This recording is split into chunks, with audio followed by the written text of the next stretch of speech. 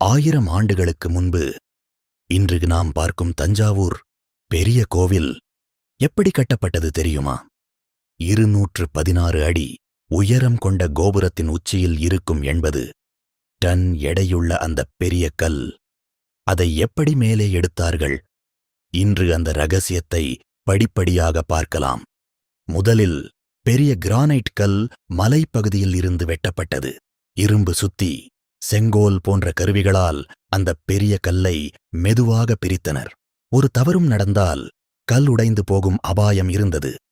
அந்த கல்லை சரியான வடிவத்தில் சிற்பிகள் செதுக்க ஆரம்பித்தனர். அளவுகள், சமநிலை, துல்லியம் ஒவ்வொன்றும் மிக கவனமாக கணக்கிடப்பட்டது.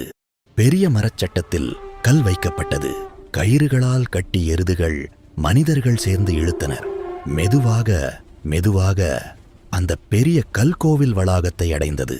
கல்லை நேராக மேலே தூக்கவில்லை.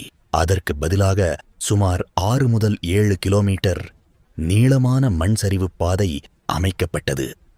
இந்த சரிவு மெதுவாக மேலே ஏறும் வகையில் வடிவமைக்கப்பட்டது. கல்லின் கீழ் பெரிய மர உருளைகள் வைக்கப்பட்டன. கல் நகரும்போது பின்புற உருளைகள் முன்னால் மாற்றப்பட்டன.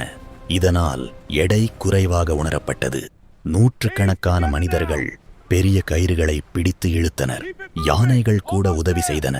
அனைவரும் ஒரே ரிதத்தில் இழுத்தனர். சரிவில் கல் மெதுவாக மேலே சென்றது. சிறிய தவறும் நடந்தால் கல் கீழே சரியும் அபாயம் இருந்தது. அதனால் மரக்கட்டைகள் பாதுகாப்புக்காக வைக்கப்பட்டன. மரலீவர்கள், கயிறுகள் கொண்டு அந்த கல் சரியான இடத்தில் மெதுவாக பொருத்தப்பட்டது. 1 மில்லிமீட்டர் கூட தவறக்கூடாது. பல நாட்கள் உழைப்புக்குப் பிறகு கல்கோபுர உச்சியை அடைந்தது.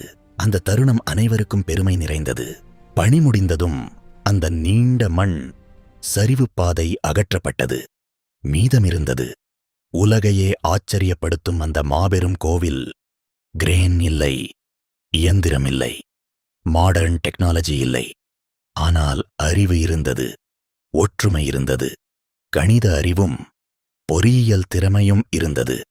அதுதான் சோழர்களின் மகத்துவம். இந்த வீடியோ பிடித்திருந்தால் லைக் செய்யுங்கள், சப்ஸ்கிரைப் செய்யுங்கள். தமிழரின் பெருமையை உலகிற்கு கொண்டு சேர்ப்போம்.